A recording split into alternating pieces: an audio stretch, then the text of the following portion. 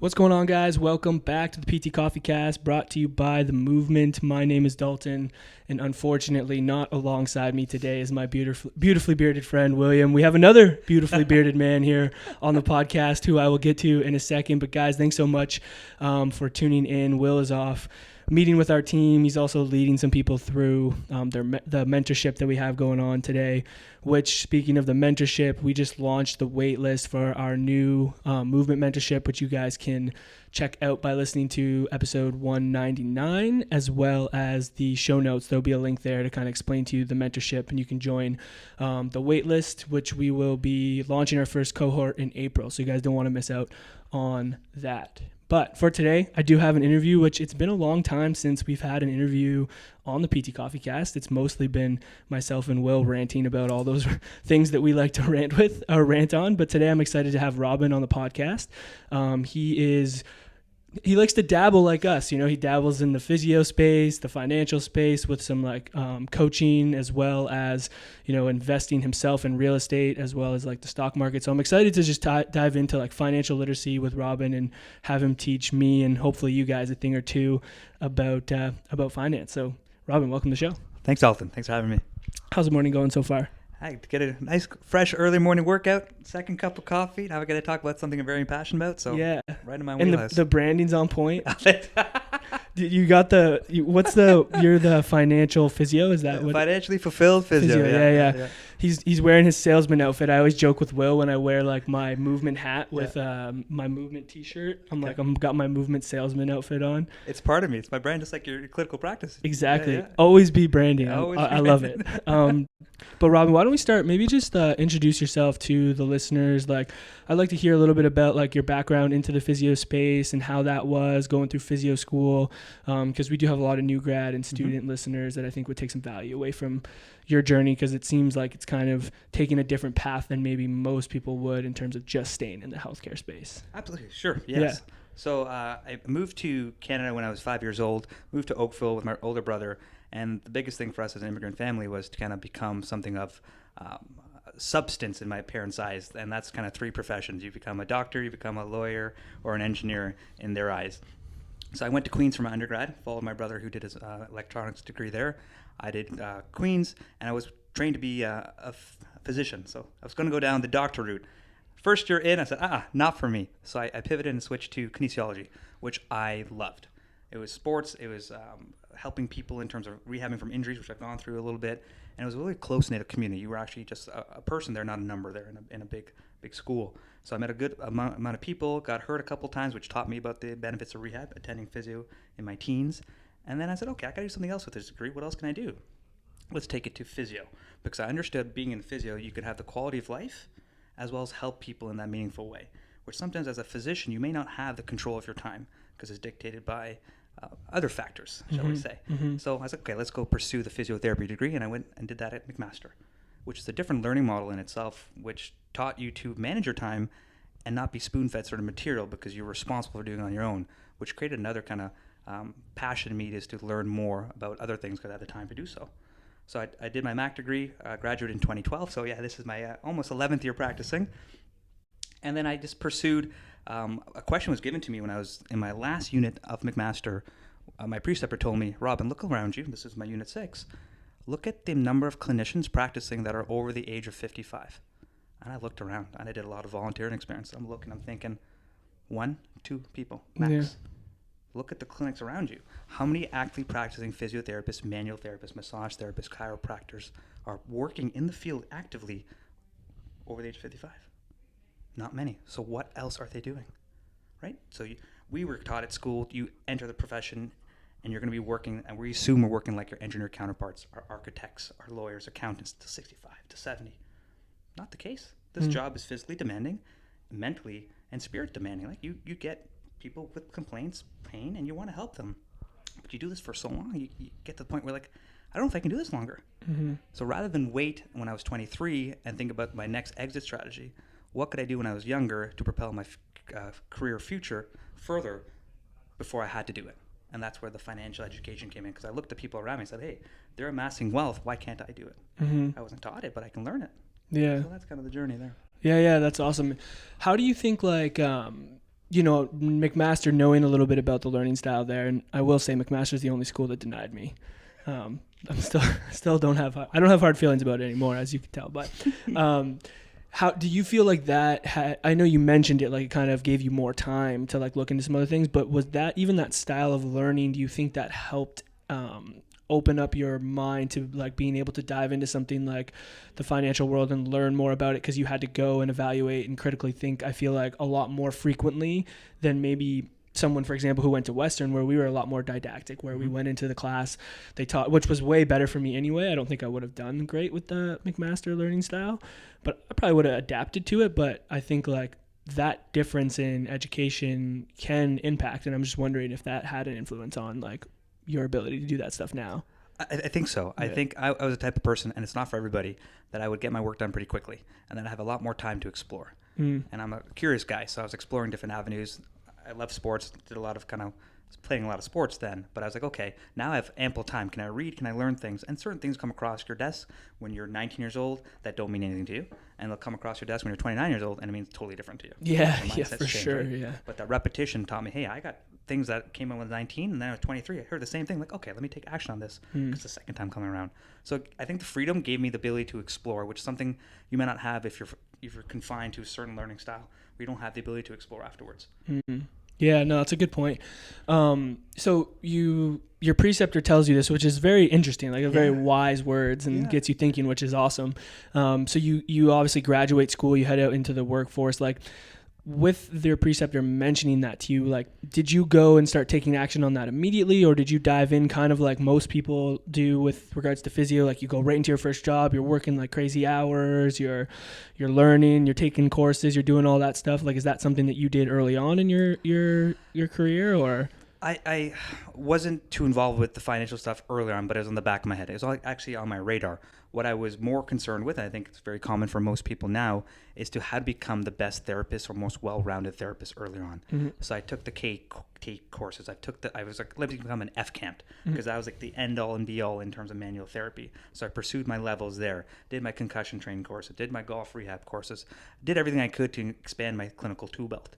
Then I quickly realized that to become a very good therapist, in my opinion, you may not have to be necessarily very skilled technically. You have to be very relatable and build rapport and listen and treat people differently. Your clients might not care if you have a dorsal manipulation of the spring ligament with a 4th degree FCAMT. They care if you can listen to them, solve their issues, and treat them as a person. So I was like, okay. I went down level 3 and I said, hey, this is not for me. I don't need to pursue the FCAMT because it's not going to make me a better client, and I can spend my time and money better elsewhere. So that's when I realized, hey, some of the stuff they teach you in school isn't very practical in real life. And I don't want to mismanage my time because I can't get that back. So what can I do now to propel myself? And that's when I made a switch, probably my 3rd year in. So I would have been 26, 7 years old. Okay. What did that switch look like for you? Like, when you say switch, are you referring to like clinically you made a switch, or this is where you started to be like, hey, how can I invest my time and my money into something that might help me generate more wealth or make me more fulfilled or explore something else outside of physio? Yeah, I clinically stayed in the same position, but I read a book called Rich Dad Poor Dad, and it talked about becoming a business owner or investor. And for me, all I knew then was real estate. We lived in a house, grew up in a house, understood real estate. So I bought my first property 3 years out of school. I said, okay, let me manage this. Disaster for me. First tenant I had, I was very much, I still am, a softie that way, but I quickly realized people do professional tenanting for business. Yeah. So I had my first tenant being a professional tenant, and she took me for lots of money and lots of time. And I was really fed up. I'm going to sell my house. I don't need it. At the time, my partner at that time said, Robin, don't sell the house. Keep it. And I did. And it's been one of the best decisions, and one of the better ones in the last 8 years. Because I've used that house to buy other houses and propel myself further. But it also taught me that $8,000 loss in 3 months taught me more, I think, about investing and real estate investing than 2 years at school. Right? That mistake. So that failure was a benefit to me. So that helped. So I went down the investment route there, and that kind of catapulted. As you met new people, you network, you learn more, made more mistakes. Yeah. And so with regards to like, diving into the real estate and learning around that, like, at what point did you start to like transition more to making it like a business and something that you're doing now? Like, I know this is of little bit newer, like launching of your business. So, but like take us through that. Yeah. So in 2016, I decided to get incorporated professionally and then with the real estate holdings. So that's when that transition happened. And I was really immersed in kind of making my life more streamlined and more engineered, where I did not need to work. And this is one of the goals I have. I'm 35 right now. So in 5 years, my goal is to be in a position where I don't need to, but want to work. I love what I do. I enjoy what I do, but I can't do it forever. Nor do I want to do it forever. There's so much to life that you can do and explore if you have the means to. For example, here's an example I'll tell people who have kids. Imagine if your son or daughter came to you and said they have a soccer tournament on Wednesday at 2 o'clock in the afternoon and you're at work. And you're sorry, Bobby, sorry, Lucy, I can't attend. Let the grandma take you, right? But you having the choice to being there and saying, okay, sure, I'll pick you up, no problem. I'll take you from school, I'll go there. I have the flexibility because my life has allowed me to do so. That freedom, that choice. So 2016, I made the change, and I fully immersed myself in financial education literacy because I knew I didn't get it through undergrad, through postgrad. I knew my colleagues didn't get it because I talk about this at any kind of house party I go to, and they get fed up with me. They're like, stop talking about stuff. I'm like, but, so yeah, I did that. So I kept it to myself for the longest time. And then in 2020, after the pandemic, I was forced to explore. And I said, okay, if I struggle with this, I know my colleagues are. I've got 3 months to kind of make use of this time. Let's start a business. And that's where it started. Yeah.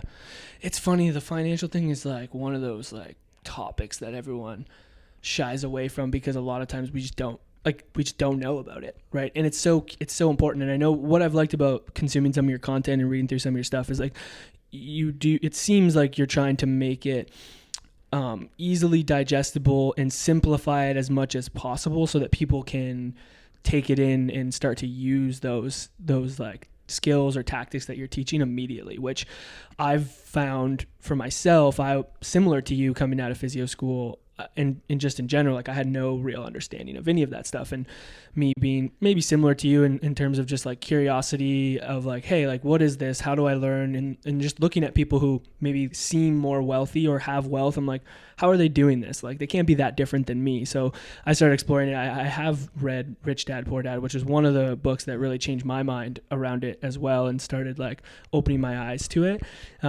And I started to realize like, wow, this is so important for everyone to understand. But then if you want to even go like more niche into like the physio space, we don't learn about that. We don't talk about that, which, maybe that's not the responsibility of like the profession, but I think like it's so important for us to get at least the basics and learn the basics if you're going to head out, even if you're not going to be a business owner. It's important to know these things. Absolutely. That's a great book, and it's an easy read. Yeah. Okay, so you take advantage of like being off for a little bit with COVID, and you dive into like creating, your business. So what does that look like, and how are you helping people with these skills? Yeah, good question. And like you said earlier, some of the financial jargon you get, even the medical jargon, is unnecessarily complicated and should be. Right? Yeah. And sometimes they do it as a mode to kind of create their exclusivity. So you talk to somebody who knows their stuff. Right? But you can learn a lot of stuff on your own. So my goal is to kind of simplify it. Simple things. Pay yourself first. Try not to trade your time for money because it's finite. Right?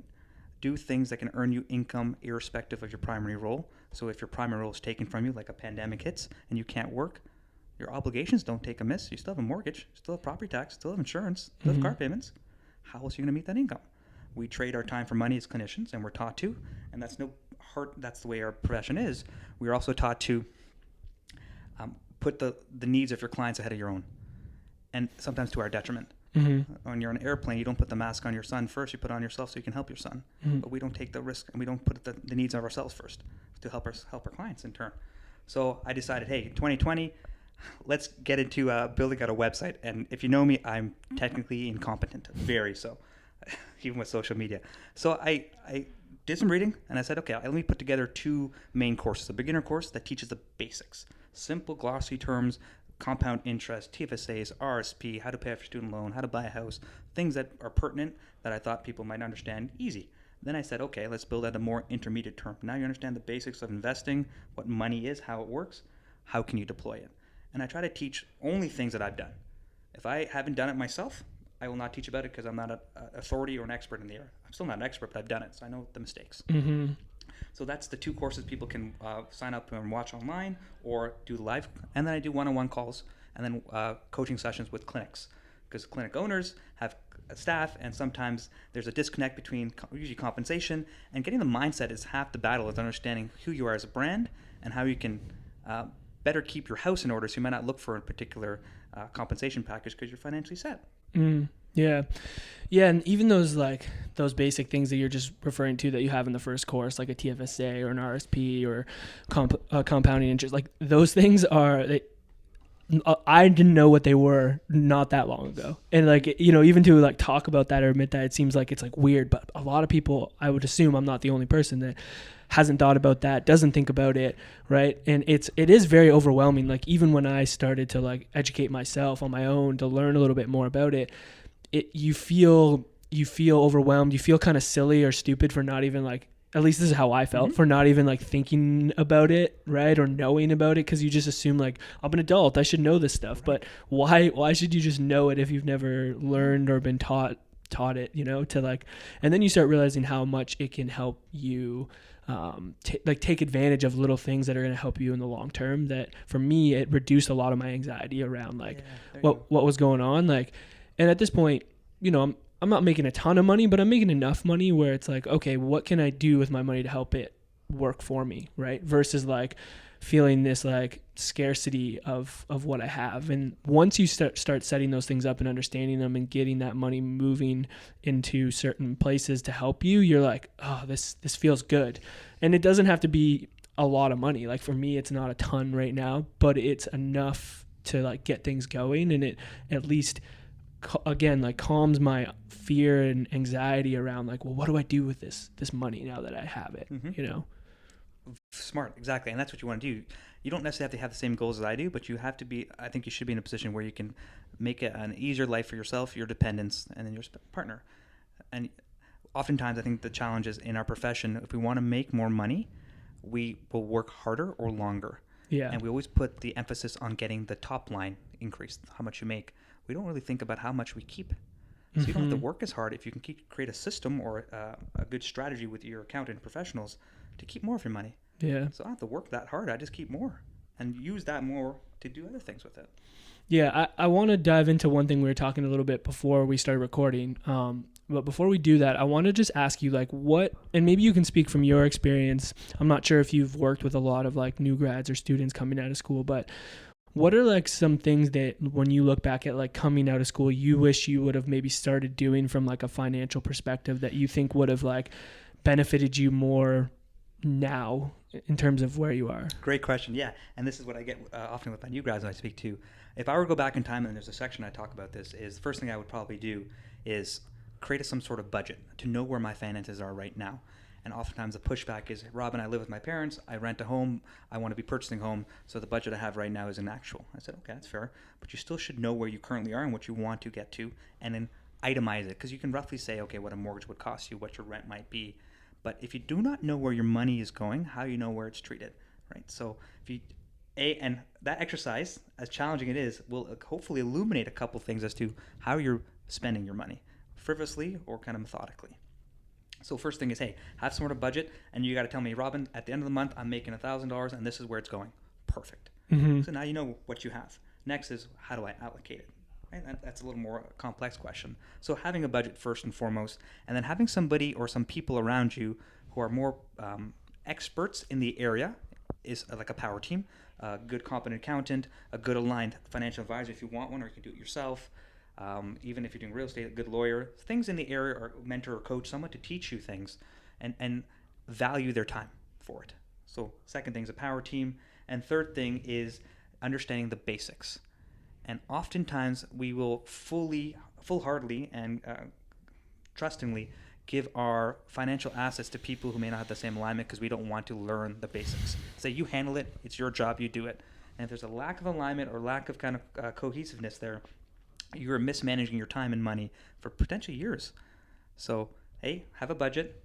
B, develop your power team or people who can support you. And C, understand the basics. Based on that, you can make better decisions. Yeah. No, I love that. That's very good. Like, I don't even want to say advice. It's good thoughts. It's good things to consider. And I think, again, for me personally, the budgeting, thing was something I never did. And then like you said, it does open your eyes to certain things, like both positive and negative. Like what I found was like, oh, I actually have a little bit more money than I thought, which is cool. Like makes you not freak out. Like you're going to be, I'm like have a massive fear of just like being poor on the street. So like, I'm getting over that fear of that happening now. But the other thing I realized for me personally was like how much money I was spending on bank fees, which I didn't realize. And then I'm like, what? I'm like, I'm spending this much money on bank fees. I'm like, this can't be, there's no way that this can be the case. And so I ended up calling my bank and like talking with them and having some of my fees like reduced. And then I opened another account somewhere else where like I wasn't getting charged any fees for like certain transactions. And so like I reduced that now, like very minimal. And so like even just something like that gives me more money back, and I didn't have to make any more money than I was making, right? You kept more. Yeah. And it's like things like that you don't realize or think about when you're not aware of like what's happening with your money. So I think that's like, a great point. And then like getting a team makes total sense. I did that similarly with someone who I had trusted, and we sat down and I talked about like some of my goals for the future and like what I wanted to accomplish, and they were able to like give me some thoughts and feedback on that. And then obviously we have an accountant with like the business, and they help us with that kind of stuff. So like, again, you don't have to go in it alone. And I think recruiting the right people is important, and like knowing that those people are going to align with you and how you want to move in your life, like similar how you would find a physio who aligns with like what you believe in and how you want to get to where you want to go. I think we have to take that same approach with someone that we're trying to bring on our team from a financial perspective, right? And then what was the last thing you said? Oh, know the basics. Yeah, the empowerment thing is huge. Like we try to empower our clients with the basics of like how to understand certain, tendons, nerves, like how to understand pain, how to like progress these things on their own, so that, if they get caught in a situation, they're able to do it on their own. Similarly, we should be doing the same thing, right? And I think a lot of time I was on the side of like, I'm not going to worry about it. I don't need to think about it. I'm going to get someone else to do it for me, right? And then that I think creates more anxiety for you when someone else is doing something that maybe you don't know exactly what they're doing, and you're just like, well, I'm hoping they're doing the right thing for me. Correct. Yeah. I think an honorable mention there, I think I suffered this earlier on, is failing. Yeah. I was so fearful of making mistakes to the point where I didn't want to take decision or make action. And a quote that it's hanging on my front door, my front lobby or in my house is, fear will kill more dreams than failure ever will. And we are so scared of making mistakes, or at least I was. And if I were to go back in time, I can honestly tell you, if I made decisions differently 10 years ago, I'd be in a much different position now, to the point where I might not need to work. Yeah. And it's just, take a bet on yourself is what I tell my earlier self. Yeah. And I mean, you gave the example of like messing up on your first real estate, like, choice, and like thinking about how much you learned from that. Huge. Right. And so like you can take that and apply that, that now is probably paying back in dividends, right? With like what you learned from. So I think that's a good example of like what you're talking about.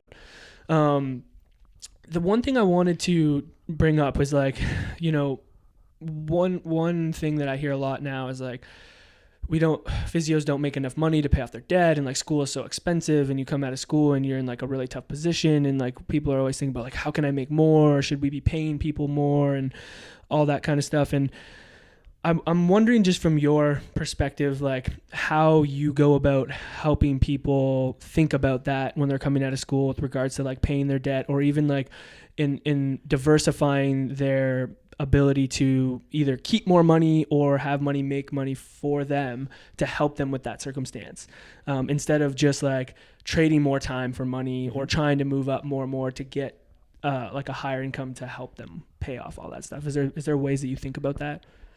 I do, and this is a good point, and this is where we're focusing mainly on the top line, try to increase that when we're not looking introspectively and seeing what we're actually using our money for on like a budget. And often when I get clients, they say, Robin, I want 10% more, and I look, hey, Sue, can you show me where your budget is? How much is your credit card bill? Oh, it's $1,000. Do you pay it off each month? No. How much interest are you paying there? 20%. Yeah. What? Yeah. You have a 20% credit card interest rate, and you have $1,000 you're overhanging? Think what's going to cost you? Well, I don't know. I haven't done the math. That's going to cost you more than 10% if you don't pay it off, right? So this is not advice, but if in a position, before you want to optimize your investments, take a look at your financial house. And if you're saying, I want to put my money in the S&P 500, but I have a 20% credit card interest rate, Do you know how to get a secured rate of return on 20%? Is you pay off your debt. Right. You might not get it you can't secure it in the S&P. You can't be guaranteed there, but you can secure it when you're paying off your Amex. So that's one way to get ahead, and starting without bleeding or having that hole in your boat when you're trying to float, and it's a credit card or whatever the debt is. But not all debt is created the same, and this is where I think how we were raised does affect that, and certain cultures will affect that. Certain rates, whereas a mortgage might be 3 to 6%, and a credit card is 20%, and how it's compounded does change. So it makes more sense to me, at least, to pay off something that's higher in credit or higher in interest rate than the lower ones, because then I know for me personally that I can earn a rate of return better than the 3% that my mortgage is. Mm-hmm. So understanding debt is a big one. Yep. So that's how you can get ahead. And then right now it's 2023. You and I can turn on our computers or phones and build a side hustle pretty quickly in things we're passionate about. Or we can learn about, hey, can I buy the bank that's charging you your fees? Can I own that bank? And let that bank give me a dividend. So then I own an asset that's paying me in cash flow. I'm already a part of it. Mm-hmm. So understanding asset classes mm-hmm. and what you can use that same money for to have an income stream that's not tied to your business. Mm-hmm. And for me, I do stock options, so I can do that in between clients. That's an easy thing. I've learned about it.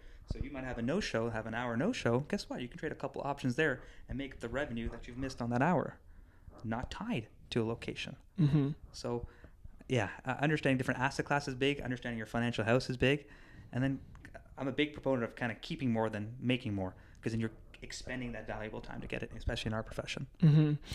Yeah, and I think it's interesting because, like, we were talking a little bit before the podcast about, you know, the normal kind of trajectory of people that enter into physio is like, okay, I'm going to go into physio, I'm going to get my master's, I'm going to come out of school, I'm going to work a little bit, and then I'm going to own my own clinic. And I think a lot of people's idea around owning their own clinic is that it allows them the opportunity to make more money, right? Which it does. The ceiling is now not limited by just being a clinician. You can leverage that. That becomes an asset that you're building, right? And I think that makes a lot of sense. However, there's a lot of struggle. There's a lot of difficulties, headaches, a lot more that goes into running a business than just, oh, I'm going to open a business, people are going to start coming, and I'm going to start making more money, right? I can speak from experience now, being a business owner for going on two and a half years, that's not the case. And if that's solely your focus, it's going to be really, really hard for you. And one thing you had mentioned, which I actually never really thought about this, and I think it's a really smart thing to consider, is like, what could you be doing, like you're saying, what could you be investing money or pursuing outside of the realm of physio that can help make more money for you, instead of investing in like trying to open your own business, which one might not even be what you want to do. You're just doing it because you see the potential for it to make more money for you. Like, what else could you be doing with that time and that money that you can invest in that would make you more money while you're practicing as a clinician? And that's like it's a good way to start thinking about things, I think. Exactly. And that's my whole adage is I only have so much time on this earth, but I have different avenues to where my dollar might be treated differently. And I know that, hey, clinic ownership is nothing to sneeze at. It is very fruitful, but it involves a lot of your precious time and then hassle factor. But you can devote that same time by putting it into another asset class that, irrespective of what you are doing, it is earning for you. Mm-hmm. And you can have multiple these little pots around that are doing it, so you can pursue your passion. So your income, your net worth isn't tied strictly to the success of your business, which creates a lot of stress because you have these other streams of income that are satisfying your obligations. Yeah. And that's freedom.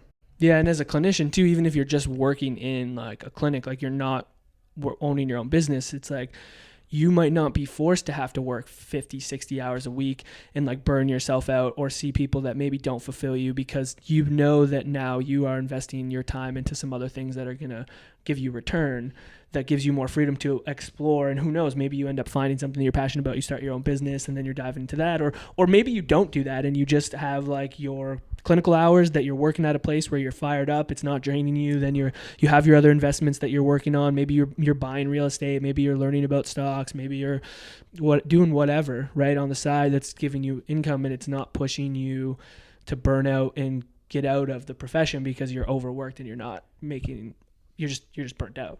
Absolutely. Think about yourself in 5 years. Imagine if you have to work 2 days a week. Would you be happier than currently working 5 days a week? And most people say, yeah, I get jazzed up to work 2 days a week. Why? Because you have the other assets paying for the other 3 days a week. Mm-hmm. So you can do the things you want to do. You come in on those Tuesdays and Thursdays, you're working, all jazzed up, happy to do what you want. But if you're dragged there and you're working 8 to 5 every day, you're doing your notes, your energy level, whether you see it or your clients will see it, will start to wane. Mm-hmm. And we love what we do. That's why we're doing it. Can we love it for longer? Because we have a kind of a safety net behind us. Yeah.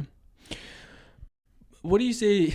What do you say to people like, wow, but I just don't have the time. Like, I'm working a lot. I got a lot of clients. It's like I'm trying to just figure out how to like do an initial assessment. Like, I'm not thinking about my RSP, or I'm not thinking about like what is. I'm sure you get that. You have to get that. So like, how do you navigate that? And what would be maybe your question or maybe reflection piece for people to like think about when it comes to like that being their mindset around it? Great question. And I'm somewhat firm with this, but when I make decisions now, I always think about my future self.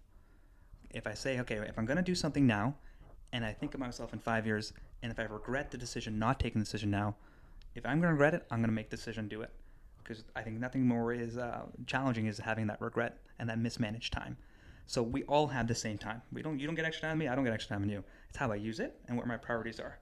I can probably guarantee you if you're in your mid-20s to early 30s, you probably waste an hour a day. I'm going to use the word waste on things that are not productive. Oh, yeah. At least. Now, if you compound that, you don't have to do it every day, but 1 hour a week more or 2 hours a week more, holy moly, now we're talking years, right? So we have this, you don't have a lack of time, you have a lack of priorities. Mm-hmm. That's the first thing. Second thing is you're not thinking about your future self. And I can tell you from working with clients in their 60s and 50s, they wish they could go back in their 20s and make decisions better. So think about your future self because you cannot get that time back. And when you think about that and your priorities, I think you get a little fire underneath you and you'll make different decisions. Yeah, and I think what I realized was, one, we all do. I'm a firm believer that we all do have the time. We just have to prioritize it. And the reason I say that is I know people. Like, I know what my schedule looks like, and then I know other people who are way busier than me, who are doing things that I'm like, how do they do that? So they're prioritizing their time and they're able to execute on those things. So I agree with you. I think it's all about prioritizing and how important it is. And I think when it comes to like this information, it's that barrier to entry seems so big and so scary for people to like dive into understanding these things that they shy away from it because it's scary, it's overwhelming. And what I think like people like you are doing is bringing that barrier down and allowing people to step into the space. And I find once you start to realize and learn just a little bit about it, it opens your eyes like, oh, this isn't as big, scary barrier as I think it is. And this actually is going to help me like tenfold down the road. And that almost then encourages people to like take that extra hour at the end of the day to like look at and learn some of the things that you're teaching versus like scroll on Instagram and not get anything out of it. But because that barrier is so like big in people's mind, I think it holds people back from exploring it a lot. Huge. And to that is your network, who you surround yourself with. Yeah. If you're surrounding yourself with people who maybe grew up in high school and went to university, may not have the same ambition as you, you're going to be the average of your 5 closest friends around you. And as a business owner, you might be surrounding yourself now with different people as business owners. I think your mindset has changed quite a bit than it was 5 years ago because the people you keep close to you and value that relationship. So surround yourself with people who have same ambitions as you. I think you'll kind of leverage each other's kind of mindset to grow further. Yeah. So I'm very selective about who I spend my time with as a result. Yeah, for sure. Just to transition towards wrapping up here, one question that I want to ask is like you mentioned, wanting to be able to be in a position by the time you're 40 to not have to work, like you're choosing to work. Mm-hmm.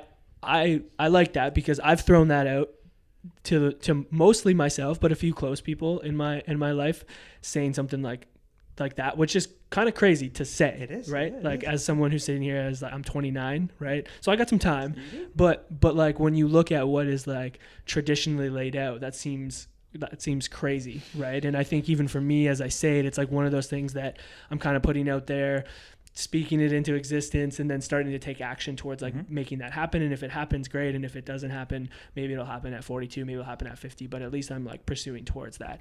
But I'm curious as to why you set that out, and then how has that journey been for you as you like get closer to hitting that age? Yeah, I think I set it out because it's bold and it would force me to take massive action earlier on. If I put something out at 50, which is still atypical for our society, it's further away, and it kind of maybe breeds more complacency and more comfortableness. So, hey, I might not hit 40, but I might hit 41, like you said. Mm-hmm. But if it's not there, I'm not going to work as hard, because sometimes you'll let yourself kind of go a little bit. So sometimes. And then what I've done in the last 3 to 4 years, I've gone through some personal issues. That's kind of, life happens and it challenges you. So you learn a bit about yourself very much there. But then you learn how much you can do if you can apply yourself in different asset classes. So my goal right now is to have about 6 to 8, close to 8 streams of revenue. They don't pay for all my bills, no, but they're infant and they're mid-stage. So when I do hit that 40 years old, I can have those to pay off my obligations. Then I can pursue things I really love to do. And right now I love talking about financial literacy. And the big thing that my advisor would tell me is, Robin, I have dealt with people who are retired at 40 and they're bored out of their minds. I'm like, yeah, but do they have a hobby? Do they have anything they passion? Mm-hmm. Probably not. So if I can develop, and this is the key here, Dalton, is what I try to do is I work 2 roles that I actually trade my time for money. The other 6 revenue streams, I don't. So then I built them out, so now I can be in anywhere I want, location independent, which is huge for me because I'm a big golfer, so I want to go somewhere south in the winter. Yeah. So having location independence is massive, and then time independence, where I can sleep and earn money. Imagine that power. Mm-hmm. So it's coming along. Am I going to hit it? I hope so. I'm pretty close. I'm not close, but I have a path for it. But you can check back in 5 years and see. Yeah.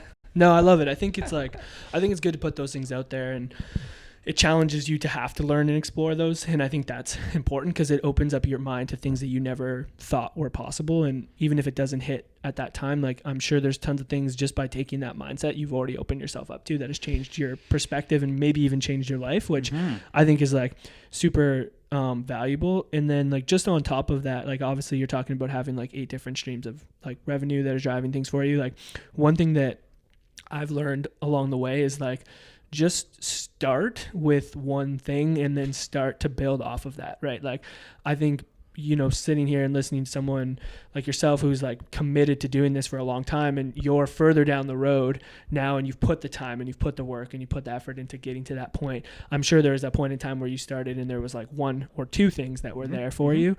And I think for people to just start to think about, okay, how do I trade my time? What am I trading my time for money for? And then what is one other thing that I can start to think about that might allow me to diversify and then like build off of those things, I think is super important. Small changes do consistently. Yeah. Just like rehab. Yeah, I know. There's so many similarities. Honestly. Move better more often. Yeah. Half the problems are solved. Yeah, no doubt. No doubt. The last question I want to ask before we wrap up here is like, what are like 1 to 3 like tangible things that our listeners can start like right now doing? And I know you've kind of hit on a couple key things, but if there's maybe one thing that you could leave them with that you think would be super impactful for them to start doing now, I think that would be awesome. Yeah, great. So there's the budget with financial budget as well as budgeting your time. Keep track of how much time you spend on certain things. And we're in 2023. You can use your phone and have 14 different free apps that can show this and do this for you. Second thing is with that same tech is you have podcasts, you have newsletters, you have ebooks, you have tons of information out there to when you're walking your dog, going for a run, driving to work, put this on the background and just listen to certain terms and phrases so it becomes secondary knowledge to you. So those are the big things. And then last thing I always tell my clients is think about your future self. When you hold your future self accountable, you'll be very conscious about the decision you make now because it's going to affect you in the future. And you do not want to regret certain things or do not omitting certain things now when it could benefit you and your dependents later on. I love it. Why don't you leave where people can find you, like your Instagram, your website? Because I know you mentioned like having people consume some content, and you put out content frequently, and I've looked through it, and I think it's great. So I would love for you to plug that so people can find it. Yeah. Thank you. So you can find me at financiallyfulfilledphysio.com. My Instagram handle is very much the same, financiallyfulfilledphysio.com. And you can get me if you want to email me. I'm more than happy to speak to you about this at info@financiallyfulfilledphysio. Awesome. I love it. Yeah. Thank you for taking the time. I really appreciate it. Thank you for the opportunity. I learned a ton. I think this stuff is awesome, and I think we need to be talking about it more in the space. So guys, make sure you follow all his content, reach out if you have any questions. You want to start learning about some of this stuff and just being aware of it. So appreciate it, guys. As always, stay caffeinated. Peace.